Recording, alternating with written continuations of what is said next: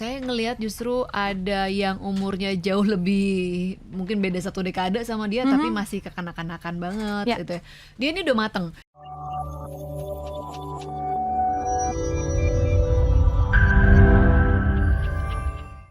Biasanya sore-sore gini kalau Puspa lihat Instagramnya tuh ada wisata kuliner, terus lagi nemenin Mas Kaisang ya, ketua umum yang baru. Nah ini biasanya sekarang lagi apa nih?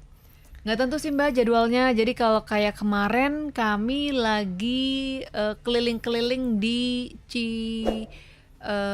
Cipinang sama Cakung. Oh lagi keliling-keliling Gitu, Jakarta ya? keliling-keliling. Terus di selang-seling sih, nggak selalu juga sama-sama Mas Ketum Kaisang. Jadi kayak besok dia mau ke Jogja, saya ke Batam gitu kan. Nah biasanya kalau kan saya demen ya memang kulineran. Jadi pasti disempet-sempetin kalau lagi keluar kota makan sesuatu yang khasnya situ gitu kan, yang taste-nya warga lokal tuh apa, sukanya makan apa, saya pasti mau nyobain. Ngevlog juga gitu ya pastinya. Emang hobi sih Mbak.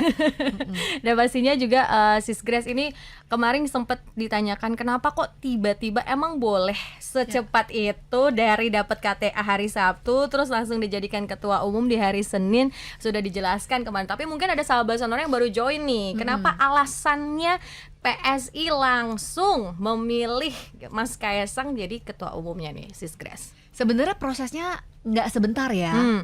Yang kelihatan di media kan sepertinya hanya ada peristiwa penyerahan KTA, lalu nggak lama kemudian ada acara Kopdarnas. Tapi sebenarnya proses di balik itu tuh udah lama Mbak, gitu. Jadi PDKT-nya udah lama. Komunikasi dan proses-proses di baliknya itu udah lama gitu kan. Jadi nggak ujuk-ujuk juga. Dan memang setelah sudah confirm Mas Kaisang yang mau gabung, semakin menguat aspirasi dari teman-teman pengurus di daerah juga, termasuk juga didukung oleh Bro Giring, ketua umum sebelumnya, untuk mendaulat Mas Kaisang untuk mengambil tongkat estafet selanjutnya gitu. Jadi ada proses aspirasi dari bawah juga yang kita lihat sekarang nih, setelah Mas Kaisang dilantik jadi ketua umum, ini kan jalan udah kira-kira 2 minggu ya.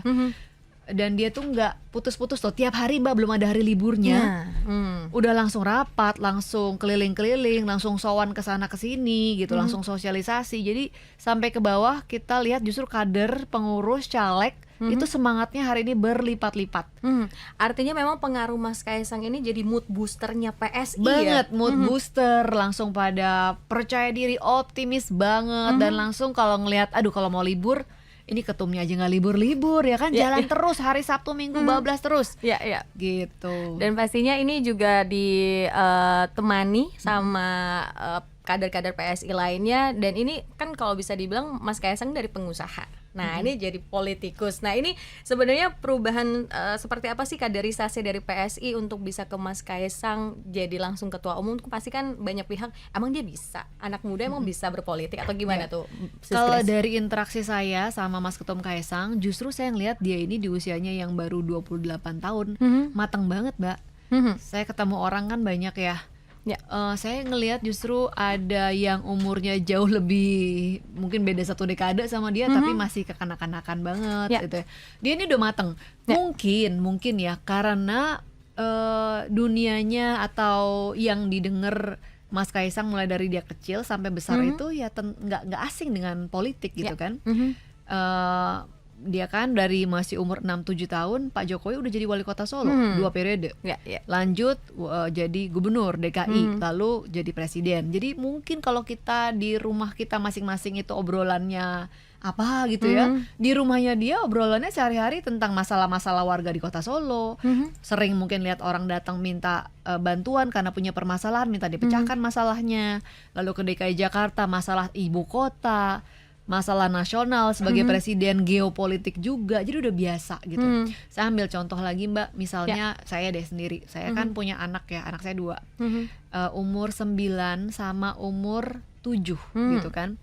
Karena mungkin mereka sedikit banyak nguping kali ya kalau saya ngomong di telepon, di depan mereka tuh ngomonginnya politik gitu kan, meskipun saya dengan Tidak sengaja untuk memberikan wawasan politik ya. memberikan wawasan politik gitu kan. Kalau lagi ngobrol sama suami juga lagi update politik gitu kan, mereka kan sedikit banyak dengar.